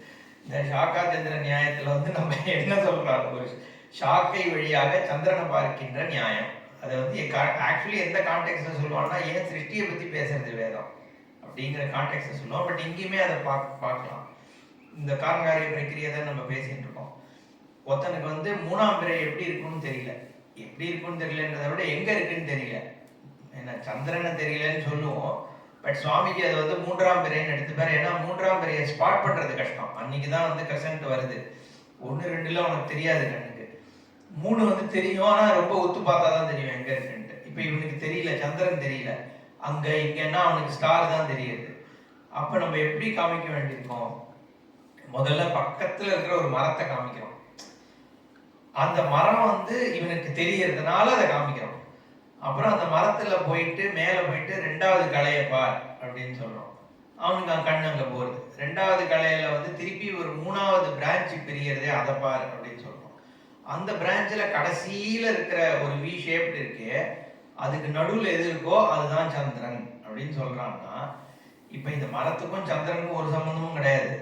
ஆனா இந்த மரத்தை யூஸ் பண்ணி சந்திரனை காமிக்கிறோம். அதுதான் வந்து சாகாகிர சந்திர தர்ஷன நியாயம்னு பேர். இப்போ அது என்ன பண்ணிட்டு, இப்போ ஒரு மெத்தடாலஜி, ஒரு மெத்தட் டு ஷோ சந்திரன் எங்க இருக்குன்ட்டு. மெத்தட் டு ஷோ வந்து ஒரு வஸ்துவை எப்படி ரிவீல் பண்றதுக்குன்றதுக்கு இந்த எக்ஸாம்பிளும் ஒரு மெத்தட். இப்போ இதெல்லாம்னா இதை எப்படி ஒரு ஹேண்டில் பண்ணா அந்த பர்சனுக்கு அந்த ஞானம் ஏற்படும் அப்படிங்கிறது தான் இந்த சம்பிரதாயத்துல சொல்லி கொடுக்கப்படுறது. ஓகே, அதுக்கு பிரக்கிரியைன்னு பேர். அந்த மெத்தடை வந்து நீ சட்டிலாகவும் கற்றுக்கணும், எக்ஸ்பிளிசிட்டாகவும் சொல்ல. ஒரு குரு வந்து டீச் பண்ணும் பொழுது நீ அவர் சொல்ற வஸ்துவை தெரிஞ்சுனா மட்டும் போறாது, அவர் எப்படி அந்த வஸ்துவை ஒன்று தெரிவிக்க வைக்கிறார் அப்படிங்கிறதையும் தெரிஞ்சுக்கணும். இது 2ம் யாரு தெரிஞ்சுக்கிறானோ, 3ஆவதா அவன் அதை திருப்பி வந்து இன்னொருத்தருக்கு பண்ண வைக்க முடியணும். அதுவும் ஒரு கெப்பாசிட்டி தானே, அது எல்லாருக்கும் வந்துடாது. குரு எப்படி பண்றாருன்னு புரிஞ்சுக்கணும், அதையே நான் திருப்பி வந்து என்னாலையும் பண்ண முடியணும். இது எல்லாம் பண்ணதுக்கு அப்புறம் கேட்கிறவனுக்கும் ரெடினஸ் இருக்கணும். அப்பதான் இந்த ஞானம் ஏற்படும். கேட்கிறவனுக்கு வந்து அந்த கரண் சுத்தி இருக்கணும், அவனால உட்காந்து அட்டென்டிவா வந்து 1 மணி நேரம் கேட்க முடியணும், கேட்டாலும் அது புரியணும். இதெல்லாம் அப்புறம் தான் இந்த ஞானம் ஏற்படுறதுங்கிறதுனால தான் ஆச்சரியவத் பஷ்யதி கஷ்டித்து ஏனம் ஆச்சரியவத் வதத்தி தெய்வ ஜான்யா ஆச்சரியவச்ச ஏனம் அந்யஷ்ணோதி சுத்வாபி ஏனம் ந வேத ந கஷ்டித்துன்னு சொல்லிட்டாரு. ஓகே, எவனோ ஒருத்தன் தான் அதை தெரிஞ்சுக்கிறான். அவன் வஸ்துவை தெரிஞ்சுக்கிறது மட்டும் இல்லாம எப்படி சொல்லி கொடுக்கணும்னு தெரிஞ்சுக்கிறான். தெரிஞ்சுட்டு அதுல எவனோ ஒருத்தன் தான் டீச் பண்றான். என்ன அப்படியே டீச் பண்ணாலும் அதை எவனோ ஒருத்தன் தான் புரிஞ்சுக்கிறான். அதனால எல்லாமே ஆச்சரியம் தாங்கிறாரு. இதுல ஆத்மாவே ஒரு ஆச்சரியம். ஏன்னா எல்லாமே அதுதான் இருக்கு, ஆனா தெரிய மாட்டேன்றது, சிதம்பர ரகசியம் மாதிரி. ஆனா அந்த ஆச்சரியத்தை வந்து எவனோ ஒருத்தன் பார்க்கவும் பார்க்கறான், பார்த்து அதுல அவன் டீச்சும் பண்றான், அடுத்தவனுக்கு அது புரியுது. இத்தனை ஜெனரேஷன்ஸா இந்த ஞானம் வந்துட்டும் இருக்கு. அதனால ஆத்மாவை பொறுத்த வரைக்கும், இந்த ஞானத்தை பொறுத்த வரைக்கும் எல்லாமே ஆச்சரியம் தான் சொல்றாரு பகவான் கீதையில. அதனால அந்த ஸ்ரத்த கடைசியா வந்து முமுட்சுத்துவம்னு ஒன்று சொல்றோம். நாலாவதா முமுட்சுத்துவம்னா எனக்கு மோட்சம் கிடைக்கணுங்கிறது ஒரு பேஷனா டிசைரா இருக்கணும். சும்மா வந்துட்டு போற மாதிரி இருக்கக்கூடாது. அந்த பர்சியூட் வந்து இது நாளும் யாருக்கு இருக்கோ அவன் பிரம்மான்வேஷனம் பண்ணணும் அப்படின்னு சொல்ற. அதான் அதாத்தோ பிரம்ம ஜிக்ஞாசால இதற்கப்புறம் இதனால் பிரம்மனை தெரிந்து கொள்ளனா எதற்கப்புறம்ன்ற கேள்வி வருது. அதுக்கு இந்த 4 விஷயம் இருக்கிறவன் அவன் வேதம் படித்தாலும் சரி, படிக்காட்டாலும் சரி, கர்மகாண்டம் பண்ணியிருந்தாலும் சரி, பண்ணாட்டாலும் சரி, எந்த விதமாக வேணா இந்த குவாலிஃபிகேஷனை நீ கொண்டு வந்துக்கலாம். அதனாலதான் எப்படி வேணா மோட்சம் கிடைக்கும்னு இவன் சொல்றான். நீ பக்தி யோகம் வேணா பண்ணு, கர்ம யோகம் வேணா பண்ணு, ராஜயோகம் பண்ணு, நாதோபாசனை பண்ணு, பஜனை பண்ணு. ஏன்னா இந்த குவாலிட்டிஸை நீ டெவலப் பண்றதுக்கு ஈவன் மாடர்ன் சைக்காலஜி வழியா நீ இந்த குவாலிஃபிகேஷனை கிரியேட் பண்ணிட்டாலும் சாஸ்திரத்துக்கு இட் டசன்ட் மேட்டர். நீ குவாலிஃபிகேஷன் அடைஞ்சு இங்க வந்தேன்னா இந்த ஞானம் ஒர்க் ஆகுது. இதுதான் சாதன சதுஷ்டியம். இப்போ இது பரீட்சை பண்ணியாச்சு. கர்மயோகம் தான் நம்ம இன்னைக்கு பேசணும். ஓகே, கர்ம யோகத்துல முதல்ல கர்மா வந்து எனக்கு திருப்தியை கொடுக்க போறது இல்லை அப்படிங்கிறதுதான் இந்த பரீட்சை நோக்கம். இப்போ அதனால ஞானம் தான் கொடுக்கறது அப்படின்னு நமக்கு புரியுது. என் ஆத்ம ஞானம், என் வஸ்து நான் சர்வம்னு தெரிஞ்சுக்கணும். அதுதான் பகவான் கீதையில சொல்ல ஆரம்பிக்கிறார். அர்ஜுனா வந்து பாவம் என்ன கேட்கறான், இவாள்லாம் கொல்லணுமே, செத்து போயிட்டா என்ன பண்றது, நான் நாளைக்கு எப்படி வாழ போறேன்னு ஒரு சாதாரண கேள்வி கேட்டான். பகவான் வந்து அது வரைக்கும் பேசாம எதையோ சொல்லிட்டு இருந்தார். சிஷ்யஸ்தேகம் சாதிமாம் துவாம் பிரபன்னம், நான் சிஷ்யனா என்னை ஏத்துட்டு எனக்கு போதம் பண்ணு. உடனே இவர் என்ன பண்ற, நேர அசோச்சியானு சோஜஸ்தம், நீ வந்து துக்கப்பட வேண்டாத்துக்கே துக்கப்படுற, எது இருக்கோ அது இல்லை, எது இல்லையோ அது இருக்கு, அப்படி இப்படின்னு ஆரம்பிச்சிருக்காரு. நேர பிரம்ம விஷயம் அதெல்லாம் சொல்லணும், ஏன்னா அதுதான் வந்து ஆன்சர். ஆனால் அர்ஜுனா உடனே அவனுக்கு என்ன ஆகுதுன்னா, இதெல்லாம் எனக்கு ஒண்ணுமே புரியல. ஆனா ஒண்ணு மட்டும் என்ன புரியுதுன்னா, இந்த கர்மா பண்றதுனால ஒரு பிரயோஜனம் இல்லைன்னு புரியுது. ஆனா நீ வந்து இந்த அசோச்சியா சொல்லி முடிச்சுட்டு கர்மாவை பண்ணுன்னு முடிக்கிற பகவான் என்ன 2வது சாப்டர். அதனால அர்ஜுனனுக்கு என்ன கேள்வி வருதுன்னா, ஞானம் தான் வந்து கொடுக்கும்னு சொல்ற, ஆனா நீ வந்து கர்மாவை பண்ணுன்னு சொல்லி முடிக்கிறியே, இப்ப நீ என்னதான் சொல்ல வர, கரெக்டா சொல்லுன்னு அவன் 3வது சாப்டர் ஆரம்பத்துல அந்த கேள்வி கேட்கறான். அதுதான் நம்ம கரெக்டா புரிஞ்சுக்கணும். ஏன்னா இதுதான் ஞானம். ஆனா எடுப்புல இது சொன்னா எனக்கு புரியலங்கிறது தானே நம்ம அனுபவம். இது புரியவும் மாட்டேங்குது, இதை உட்காந்து ஒரு டயத்துக்கு மேல கேட்கவும் முடியல, திருப்பி சொன்னதே சொல்லிட்டு இருக்கா, வந்து இது ஏறவும் மாட்டேங்குது மண்டையில. அப்போ ஏன் இல்ல உண்மையாவே இது ஞானம் தானா, இல்ல ஏதாவது அடிச்சு விடுறாங்களா, இல்ல இது அப்படி இருந்தாவே இந்த ஞானம் நமக்கு வருமா, எத்தனையோ ஜென்மாக்கு அப்புறம் வந்து வருங்கிறாலே, இது ஒருத்தான்ற கேள்விலாம் வருது இல்லையோ. அது காரணம் என்னன்னா நம்ம ப்ரிப்பேர்னஸ். ஒண்ணு நிச்சயமா தெரியுது, நம்ம இவ்வளோ நாள் இந்த வைராக்கியம் பேசினோமே, இதை தவிர வேற எதுலயும் சான்ஸ் இல்லைங்கிறது வந்து கன்ஃபார்ம்டு. நம்ம டவுட் வந்து இது வந்து அதை ரிலீவ் பண்ணுமா இல்லையாங்கிறதுலாம் நம்ம டவுட் வருதே வழிய, மற்றதுல பாசிபிலிட்டி இருக்கான்ற அளவுக்கு நம்ம வந்து கன்ஃபார்ம்டா இல்லைன்னு பார்த்துட்டோம். இப்ப இது வந்து ஏன் எனக்கு வரமாட்டேன், ஏன்னா நான் ரெடியா, இதுதான் ரெடினஸ். 2 விதமான ரெடினஸ் நம்ம சொல்றோம். அதான் சித்த சுத்தி, சித்த நைஷ்சல்யம்.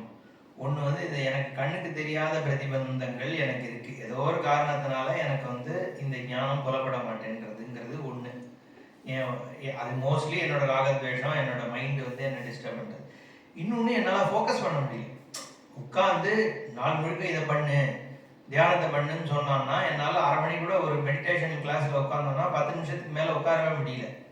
சும்மா இரு சொல்லற என்றலுமே அம்மா பொருள் ஒன்றும் அறிந்தில்னேன்னு பண்ணார் அருள்நாதர். சும்மா இருன்னு சொல்லிட்டு போயிட்டார் முருகன். வந்து என்ன சொல்லற, இவர் வந்து குத்தை தெரு பாடுறார். பாடி நாக்கில் வந்து ஓம்னு எழுதின உடனே நீ பாடுன்னு உடனே நம்ம சினிமாவில் பாடு அருள்கிரி பாடு உடனே அவர் குத்தை தெரு பாடிட்டு நட்டியம் வந்துடுறாரு. முடிச்ச உடனே அடுத்த பாட்டு பாடலாம் ஆரம்பிச்சா சும்மா சொல்லற அப்படின்னு சொல்லிட்டு முருகன் மறைஞ்சிடுறாரு. மறைஞ்சதுக்கு அப்புறம் அருணகிரி வந்து தியானத்துக்கு போய் பல வருஷங்கள் தியானத்துல இருக்காரு. எத்தனையோ 6-7 வருஷம் ஏதோ சொல்றா. நிஷ்டையில இருந்ததுக்கு அப்புறம் திருப்பியும் முருகன் வந்து இனிமே நீ போய் வந்து இந்த விஷயத்த நீ ரெடி ஆயிட்ட போய் சொல்லு அப்படின்னு சொல்றாரு. அதனாலதான் கந்தர அனுபூதியிலே எங்கேயோ எழுதும் போது சும்மா இரு சொல்லற என்றலுமே அம்மா பொருள் ஒன்றும் அறிந்து. சும்மா இருங்கிறது வந்து வாய்மொழின்னு சும்மா இருக்கிறது இல்லை, உன் புத்தியையே வந்து நீ வந்து நிலைப்படுத்துன்றதுதான் அர்த்தம். ஏன்னா மைண்டு வாண்டரிங்காவே இருக்கும் இல்லையோ, அந்த சித்தத்தை வந்து எப்படி நிலை நிறுத்துறது இந்த சொரூபத்துல அப்படிங்கிறதுக்காக தான் இங்க தியான யோகம் முழுக்க கிருஷ்ணர் பேசுறாரு. 6வது அத்தியாயத்துல வந்து எப்படி நீ வந்து இந்த விஷயத்துல மைண்டை வச்சுப்ப. இப்ப சும்மா இரு, சொல்லறேங்கிறதும் புத்தியில தான், மைண்டு ஓடிண்டே தானே இருக்கு. அதனாலதான் மித்யாச்சாரா உச்சதே. யாரு வந்து எஸ்து இந்திரியான் இல்லை, யார் வந்து காரியங்களை கட்டுப்படுத்திட்டு மனசாயவ யோசிச்சுட்டு இருக்கானோ அவன் வந்து மித்யாச்சாரம்னு தான் சொல்லணும் அப்படின்லாம் சொல்றேன். ஸோ எசென்ஷியலி நான் என்ன சொல்ல வந்தேன், இந்த 2 விஷயம் இருக்கு, சித்த சுத்தி சித்த நைஷல்யம்னு 2 இருக்கு. சுத்தி பண்றதுக்கு வந்து சுத்தினா என்ன அர்த்தம், அழுக்க நீக்கிறது தானே சுத்தி. இங்க அழுக்கு என்ன, அது ரொம்ப நிறைய பேருக்கு இது ஒரு பிரச்சனை. ஓ என் மைண்டில் அசுத்தி இருக்கு. அசுத்தின்னா ஒன்றும் இல்லை, ராகத்வேஷத்தை அசுத்தின்னு சொல்றோம், அவ்வளவுதான். எனக்கு இதுல பிடிப்பு இருக்கு, இதுல வெறுப்பு இருக்கு. இதெல்லாம் வந்தா சந்தோஷமா இருப்பேன், இதெல்லாம் வரலைன்னா சந்தோஷமா இருப்பேன். இதெல்லாம் வந்தா நான் துக்கியா இருப்பேன், இதெல்லாம் என்னை விட்டு போயிடுத்துனா நான் துக்கியா இருப்பேன். இந்த மாதிரி விஷயங்கள்லாம் இருக்கும் இல்லையோ, இதை ராகத்வேஷம்னு சொல்றோம். இதுதான் நம்மளை அலக்கழிக்கிறது. அதாவது அஜ்ஞானம், காம, கர்ம. கர்மாவை பண்ண தூண்டுறது எது, காமம் தான். அதான் ராகத்வேஷம். இந்த ராகத்வேஷம் போறதுக்கு எனக்கு வந்து அஜ்ஞான நிவர்த்தி ஆகணும். பட் இந்த அஜ்ஞான நிவர்த்தி ஆகணும்னாலே ஓரளவுக்கு ராகத்வேஷம் போய் நான் வந்து ரெடி ஆனேன்னா தான் இந்த ஞானம் எனக்கு சித்திக்கும். ராகத்வேஷத்தினுடைய ஃபோர்ஸ் ஜாஸ்தியா இருந்ததுன்னா என்னால் ஆத்மனிஷ்டையில இருக்க முடியாது, விசாரம் பண்ண முடியாது. ஆத்மனிஷ்டைன்னா விசாரம் தான் ஆத்மனிஷ்டை. இதுல சிரவணம் தான் இங்க வந்து இதுவே ஞானமயம் தபா. இங்க வந்து இந்த சிரவணம் பண்றதுதான் நம்மளுடைய தபஸ்னே சொல்றது. பட் அந்த சிரவணம் பண்றதுக்கு என்ன ரெடி பண்ணிக்கிறதுக்கு என் மைண்டை ரெடி பண்ண வேண்டியிருக்கோம் இல்லையோ, அப்போ அந்த ராகத்வேஷம் நிவர்த்தி. ராகத்வேஷம் நிவர்த்தி ஆகணும்னா ஒரு ரூம்ல உட்காந்துட்டு இப்ப உட்காந்துருந்தேன்னா ராகத்வேஷம் நிவர்த்தி ஆகாது. என்னுடைய விருப்பு வெறுப்புகள் வந்து உட்கார்ந்து இருக்கிறதுனால நிவர்த்தி ஆக போறதில்லை. அங்கதான் கர்மயோகம் வந்து வருது பிக்சருக்கு. எந்த கர்மா உன்னை பந்தப்படுத்துறதோ அந்த இடத்துலதான் நீ ஃபீல்டுல போய் தேடி அதுல இருந்து வெளில வரணும். எங்க தொலைச்சியோ அங்கதான் தேடணும். இந்த கதை சொல்லுவான்ல, இருட்டுல ஒரு இடத்துல தொலைச்சிட்டான், இன்னொரு இடத்துல போய் தேடிட்டு இருக்கான். கேட்டா அங்க இருட்டா இருக்க, இங்கதான் வெளிச்சமா இருக்குன்னு. அப்போ வெளிச்சம் எங்க இருக்கோ அங்க போய் தேட முடியாது, எங்க தொலைச்சமோ அங்கதான் தேடணும். அப்ப இந்த இடத்துலதான் நான் ராகத்வேஷத்தை வந்து வச்சு மாட்டின்னு இருக்கேன். இந்த விஷயங்கள் தான் என்ன அஃபெக்ட் பண்ணுது. நீ அதுல நகர்ந்து போய் இங்க உட்காந்து கண்ணை மூடிட்டேன்னா அது மைண்டுக்குள்ள வந்துட போகுது. அது பிரச்சனை அங்க இல்லையே, மைண்ட்ல தானே இருக்கு. என்ன ப்ராப்ளம் வந்து ஆப்ஜெக்ட்ல இல்ல. ஆப்ஜெக்ட்ல இருந்துன்னா எந்த ஒரு பர்சனுக்கும் அந்த ஆப்ஜெக்ட் அஃபெக்ட் பண்ணணும். தோசை வந்து நல்லா இல்லைன்னு நான் சொல்றேன், அடுத்தவன் பிரமாதமா இருக்குன்னு சாப்பிட்றான். அப்போ தோசையில தான் பிரச்சனைன்னு வச்சுக்கோ. எல்லாருக்குமே அது நல்லா இருக்கக்கூடாது. உன்னுடைய நாக்குக்கு இது தோதா இருக்கு, இன்னொருத்த நாக்கு. அப்போ பிரச்சனை எங்க இருக்கு, அந்த கனெக்ஷன்ல தான் இருக்கு ஒழிய வஸ்துல இல்லை. ஒரே வஸ்து வந்து ஒருத்தனுக்கு சந்தோஷத்தை கொடுக்கறது, வாங்குறவனுக்கு சந்தோஷம், விற்கிறவனுக்கு வந்து பிடிக்கலன்னு தானே விற்கிறான். அப்போ அந்த பொருள் வந்து இவனுக்கு பிடிக்காத ஒண்ணு இன்னொருத்தனுக்கு பிடிக்கிறதுங்கிற பொழுது சுகதுக்கம் வந்து பொருள்ல இல்லை, இவனுடைய புத்தியில தான் இருக்கு. அப்ப என்ன, அதை விட்டுட்டு இவன் கண்ணை மூடிட்டாலும் இவன் அதை டிஸ்டர்ப் தான் பண்ணுது. விஸ்வாமித்திரர் இப்படின்னு போனாருன்னா இப்படின்னு போலாம், படத்துல வேணா இப்படி வரையலாம், வைராக்கியா விவேக உட்கார்ந்து இருக்கும் போது அதுல இருக்கும் இவன் மைண்ட்ல. அப்போ அந்த அந்த வைராக்கியம், அப்போ நீ எங்க போய் அதை நீக்குவ, எங்க அது விவகாரம் பண்ணியோ அங்கேயே தான் போய் அதை நீக்கணும். அதனாலதான் கர்மயோகத்துல என்ன சொல்றாருன்னா, நீ பண்றதையே பண்ணு, இது வரைக்கும் என்ன பண்ணிட்டு இருந்தியோ அதையே பண்ணு, ஆனா அதை வேற ஆட்டிடியூடோட பண்ணு அப்படின்னு சொல்றாரு. வேற ஆட்டிடியூட் என்ன, நம்ம நேற்றுக்கு பார்த்த ஈஸ்வர பக்தி. ஈஸ்வர பக்திங்கிறது இங்க வந்து எங்கேயோ உட்காந்துருக்காரு ஈஸ்வரர், நான் வந்து வேண்டேன்னு இல்லை. சர்வவியாபி, என்னுடைய எக்ஸிஸ்டன்ஸே ஈஸ்வரன் தான். நான் கையை நகர்த்துறேன்னா அது ஈஸ்வரனுடைய நியத்தினால்தான் கை நகருது. என் மைண்ட் திங்க் பண்ணும்போது இந்த கை நகருது. அதாவது கையை நகர்த்தணும்னு நான் நினைச்சா நகர்ந்துருது. நான் காட்சி நம்ம சொல்றமே வழியே, நான் தான் நேற்று சொன்னேன்ல, பார்க்கின்சன்ஸ் இந்த மாதிரி டிசீஸ் இருக்கவனுக்கு மைண்ட் நினைச்சாலும் கை நகரல. அப்போ அந்த நியத்தி ஒர்க் ஆகும் பொழுது தானே ஒரு ஃபங்க்ஷன் பண்றது நடக்கிறது. இப்போ நான் உங்க போனேன், ஒரு விஷயம் நடக்கணும்னு நினைக்கிறேன், அது நடக்கிறது நடக்காமலாம் வேற மாதிரி. எதனால, ஈஸ்வர நியத்தினால்தான். அப்போ அந்த நியத்தியை ரெக்கக்னைஸ் பண்ண பண்ண பண்ண பண்ண ஈஸ்வரா ரெக்கக்னேஷன் இருக்கு. ஸோ என்னுடைய வெரி எக்ஸிஸ்டன்ஸ், நான் மூச்சு விடுறேங்கிறதே ஈஸ்வரன் தான். போன மூச்சு திரும்பி உள்ள வரணுன்றது நம்ம கையில இல்லையே. இன்னைக்கு தூங்குறேன், நானா எழுந்தாதானே நிச்சயம் இல்லையா. நம்ம கான்சியஸா நான் உயிரோட இருக்கேன் பிடிச்சி வச்சுட்டு இல்லையே. நம்ம தூங்க போறவத்த வந்து எழுந்து வந்தாதான் அடுத்த நாள். அப்போ அந்த அளவுக்கு தான் நம்மளுடைய ஜென்மா.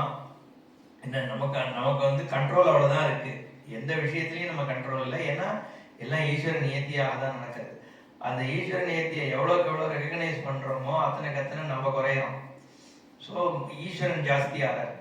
ஈஸ்வரன் ஜாஸ்தி ஆக ஆக என்னுடைய ராகத்வேஷம் தானாகவே விட்டு போயிடுது. ஏன்னா வந்து இந்த ராகத்வேஷமே ஈஸ்வரனாக தான் நம்ம பார்க்க ஆரம்பிச்சிடும் இல்லையா? அப்போ அந்த ராகத்வேஷத்தை நீ ஆனால் கர்மா பண்ணிட்டு தான் இருந்தாகணும், உட்கார்ந்து இருக்க போகிறது இல்லை. அந்த கர்மாவை செய்யும் பொழுது அதையும் என்ன சொல்றாரு கீதையில, பகவான் என்னுடைய சக்கரம் ஒன்று நடந்துட்டு இருக்கு, என்னுடைய ஒரு யஜ்ஞம் நடக்கிறது. அந்த யஜ்ஞத்துல வந்து நீ உனக்குன்னு ஒரு ரோல் கொடுக்கப்பட்டிருக்கு. ஓகே, இந்த யஜ்ஞமானது இந்த சிருஷ்டிங்கிற இந்த யஜ்ஞத்துல இந்த பெரிய சக்கரத்துல ஒரு ஸ்போக் மாதிரி நீ இருக்க. அப்போ இந்த நீ உன்னுடைய காரியத்தை பண்ணு, தேவதைகள் அதுகளுடைய காரியத்தை பண்ணும், மற்றவன் அவன் காரியத்தை பண்ணுவான், இப்படிலாம் சேர்ந்துதான் இந்த சிருஷ்டி நடந்துட்டு இருக்குங்கிற அந்த ரெக்கக்னிஷனை பண்ணிட்டு நீ பண்ணேன்னா அதை கர்மயோகம்னு சொல்றாரு. தேவான் பாவயத்த அனேன தே தேவா பாவயந்துவா பரஸ்பரம் பாவயந்தா ஸ்ரேயப்பரம் அவாப்சியத்த. இப்படி பண்ணி பண்ணி எல்லாம் ஸ்ரேயஸை அடையும். ஸ்ரேயஸ்னா மோட்சம். மோட்சத்தை அடையறதுக்கு வந்து நீ கர்மா பண்ணு. அந்த எந்த கர்மாவனை வந்து பந்தப்படுத்திதோ நீ ஈஸ்வர ரெக்கக்னிஷன் பண்ணும், அதுதான் ஈஸ்வர. அதுதான் கர்மயோகத்தை நம்ம எல்லாம் என்ன புரிஞ்சுக்கிறோம்னா do action without expecting results அப்படின்னு டிரான்ஸ்லேட் பண்ணுவான். ரிசல்ட் எக்ஸ்பெக்ட் பண்ணாம நீ என்ன இந்த காரியம் பண்ணா இந்த ரிசல்ட் வருங்கிறதுனால தான் அந்த காரியத்தையே நான் பண்றேன் இல்லையா? நான் இங்க கிளாஸ் எடுத்தேன்னா 4 பேருக்கு புரியும்னு எக்ஸ்பெக்ட் பண்ணி தானே பண்றேன். ஒருத்தனுக்கு ஒன்றும் புரியாதுன்னு நினைச்சுட்டா கிளாஸ் எடுக்கிறோம். அதனால வந்து எக்ஸ்பெக்டிங் ரிசல்ட்ஸ் நம்ம பண்ணி தான் ஆகணும். ஆனா வரக்கூடிய பலன் இருக்கே அது நம்ம கையில இல்லை. அதுதான் உண்மை. ஈஸ்வரன் தான் அதுக்கப்புறம் அது வந்து எது வந்தாலும் அப்ப ஈஸ்வரன் கொடுக்குற பலன். எனக்கு அதை பத்தி கவலை இல்லை. இந்த காரியம் பண்றது என்னோட டியூட்டி, கிவன் டு மீ. அது வந்து விசேஷ தர்மமா இருக்கட்டும், லௌகிக தர்மமா இருக்கட்டும், சாமானிய தர்ம விஷயமா இருக்கட்டும், சாஸ்திரம் இதை பண்ணுன்னு சொன்னதுனாலையும் நான் பண்ணணும். நான் ஒரு ஃபாதர்ன்றதுனால என் டியூட்டியை பண்றேன், ஹஸ்பண்ட்றதுனால ஒரு டியூட்டியை பண்றேன். ஏன்னா அந்த டியூட்டி கிவன் டு மீ. ஈஸ்வரனுடைய யஜ்ஞத்துல எனக்கு வந்திருக்கிற ஒரு தர்மம். அந்த தர்மம் பண்ண வேண்டியது என் அதான் தம் கர்மனா ஸ்வகர்மனா தம் அபியர்ச்சிய சித்திம் விந்ததி மாணவகான்னு பகவான் சொல்றார். உன்னோட ஸ்வகர்மா இருக்கே அந்த கர்மா, சுகர்மானா நீ உனக்கு விதிக்கப்பட்டிருக்கிற இந்த டயத்துல நீ இதை பண்ணணும்னு உனக்கு வந்திருக்கு இல்லையா, லௌகிகமா வைதிகமான கர்மா. அந்த கர்மாவால் என்ன அர்ச்சனை செய்து, ஏன்னா அந்த கர்மாவே நான் கொடுத்ததுதான், என்னுடைய ரூபமா தான் அந்த கர்மா இருக்கு. அதை நீ பண்றதே நீ எனக்கு பண்ற அர்ச்சனைங்கிற சுகர்மனாதம் அபியர்ச்ச சித்தி மிந்ததி. அப்போ நீ பண்ற ஆக்ஷன் எல்லாமே ஈஸ்வரன் தான், ஈஸ்வரனுக்காக தான் பண்றேன். வர்ற பலன் எனக்கு ஈஸ்வரன் கொடுக்குறான். இப்படி கொடுத்தாலும் சந்தோஷம், அப்படி கொடுத்தா அதை பிரசாத புத்தின்னு சொல்றோம். பிரசாதம்ன்றது ஒரு புத்தி தானே. அதே லட்டு தான், திருப்பதி லட்டு தான். என்ன அதுல இந்த எண்ணெய் இருந்தது அந்த நெய் இருந்ததுங்கிறான். இருந்தாலும் புத்தி என்ன, பிரசாத புத்தி தானே. பகவான்கிட்டே வந்துடுது. என்ன இருந்தா என்ன, என்னை பொறுத்த வரைக்கும் அது பிரசாதம், அவ்வளவுதானே. அப்ப ஈஸ்வரன் கொடுக்கறது தானே அது. அது ரைட்டுன்னு நான் சொல்லலை, என்ன நெய் இருந்தோ அதுக்காக சொல்ல வரல. பட் அந்த ஆட்டிடியூடுங்கிறது என்னன்னா அந்த பொருளை பொறுத்து இல்லை, அது பகவான் கொடுக்குறாரு. அது விபூதியா இருந்தாலும் அது பிரசாதம், லட்டா இருந்தாலும் பிரசாதம், பஞ்சாமிரதமா இருந்தாலும் இல்லை வந்து புளியஞ்சாதமா இருந்தாலும் பிரசாதம் தானே. இப்படி இருக்கு அப்படி இருக்கு, இதுதான் பிடிக்கும் அதுதான் பிடிக்காதுன்னு நம்ம பார்க்கறது இல்லையே. ஏன்னா அந்த பொருளோட பிரசாத புத்தி தான் மேலோங்கிறது. அதே மாதிரி நீ பண்ற கர்மாவை பொறுத்த வரைக்கும் கர்மா வந்து ஒரு டியூட்டி, அதை வந்து ஈஸ்வரனுக்காக நீ பண்ற, வர்ற பலன் வந்து பிரசாதம். என்ன வந்தாலும் எனக்கு அதை பத்தி கவலை கிடையாது, பகவான் கொடுக்குறாரு நான் வாங்கிக்கிறேன். அந்த ஆட்டிடியூடோட பண்ணும்பொழுது என்ன ஆகுது, ஒரு ராகத்வேஷம் போயிடுது.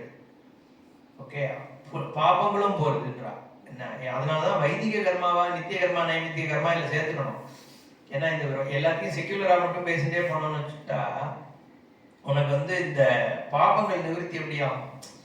அவா நித்திய சாஸ்திரம் என்ன சொல்லியிருக்குன்னா நித்திய கர்மா நைமித்திக கர்மாவை மட்டும் பண்ணு, காமிய கர்மாக்களை விட்டுடு. வேதம் சொல்லியிருக்கிற நித்திய கர்மாவை பண்ணி அது ஈஸ்வரனுக்காக பண்றேன் அப்படின்னு தியாகம் பண்ணுங்கிறது தான் ட்ரெடிஷ்னல் இன்டர்பிரிட்டேஷன். இன்னைக்கு நம்ம யாரும் நித்திய கர்மாவே பண்றதில்லை, பண்ணாலும் ஏதோ கொஞ்சம் பேர் பண்றா. மற்றவாளுக்கு இப்போ இது எப்படி அப்ளிகபிள் ஆகும்? அப்ப என்ன சொல்றோம், விதிக்கப்பட்டிருக்கிறதே ஈஸ்வரன் கொடுத்ததான கர்மா, அதை பண்ணு அப்படின்னு சொல்றோம். ஆனாலும் கூட இந்த பாபம் போகணும்னா என்ன பண்ணணும், இது தவிரையும் சில வைதிகமான பூஜை முதலான கர்மாக்கள் பண்றது நல்லது. அதை நான் எப்பவுமே ஆட் பண்ணிக்கிறது உண்டு கிளாஸ்ல. ஏன்னா கோவில் இப்போ சில பேர் இந்த மாடர்ன் வேதாந்தால என்ன பிரச்சனை ஆயிடுதுன்னா ஈஸ்வர ரெகக்னேஷனோ இதெல்லாம் ரிச்சுவலிஸ்டிக், ஐஎம் அ வேதாந்தி அப்படின்னு அது ஒரு ப்ரைடு. என்ன நான் இதெல்லாம் ரிச்சுவல்ஸ் எல்லாம் நான் போக மாட்டேன். அது வந்து அதுவுமே பிரச்சனை தான். சரி, அதுவுமே ஒரு காம்ப்ளெக்ஸ். நான் எதுக்கு விபூதி இட்டுக்கணும், நான் ஏன் வந்து பழைய பஞ்சாங்கமாக தெரியணும், அது எல்லாம் ஈகோ. என்ன இது எல்லாத்தினுடைய அர்த்தம் புரியாததுனால வர பிரச்சனை. ஓகே, இது எல்லாமே வந்து ஒரு விஷன். அதனால அந்த விஷயங்களும் இருக்கணும்ன்றதும் முக்கியம். அதாவது வந்து ஒரு விதமான ரிலீஜியஸ்னஸ்ஸு, அந்த சிம்பிள்ஸ் ரொம்ப முக்கியம். ஓகே, எல்லா சிம்பிள்ஸும் முக்கியம். சிம்பிள்ஸ் இல்லாமல் வந்து எமோஷன் வந்து சிம்பிள்ஸை ஒட்டி தானே இருக்கு. நீ பகவான் சொல்லி ஒரு 100 பேர் போய் அங்கே இருக்கிற விக்கிரகத்தை பார்க்கும்போது தான் நீ அதோட பகவான் ரிலேட் பண்ண முடியாது. இல்லைன்னா அங்கே வந்து முடியாது. எமோஷன் வரத்துக்கு இந்த பஜனையாக இருக்கட்டும், ஸ்பாட்டாக இருக்கட்டும், ஏதோ ஒரு டிஎம்எஸ் பாட்டு எங்கேயோ இப்போ மைக்கில் ஓடிட்டு இருந்தால் தானே மைண்டு அதில் போகிறது. அப்போது அந்த ஃபார்ம்ஸு, இந்த ஆஸ்பெக்ட்ஸ்லாம் முக்கியம். இதோட சேர்ந்து பண்ணக்கூடிய கர்ம யோகமானது உன்னை ரெடி பண்ணுறது. இது கர்ம யோகம் சித்த சுத்திக்கு. அப்புறம் சித்த நைஷ்டல்யம்னு ஒன்று இருக்குது, அது நம்ம சாயங்காலம் பார்க்கலாம். ஓம் பூர்ணமத பூர்ணமிதம் பூர்ணாத் பூர்ணமுதச்யதே பூர்ணஸ்ய பூர்ணமாதாய பூர்ணமேவாவசிஷ்யதே. ஓம் சாந்தி சாந்தி சாந்தி. ஹரி ஓம் ஸ்ரீ குருப்யோ நமः. ஹரி ஓம்.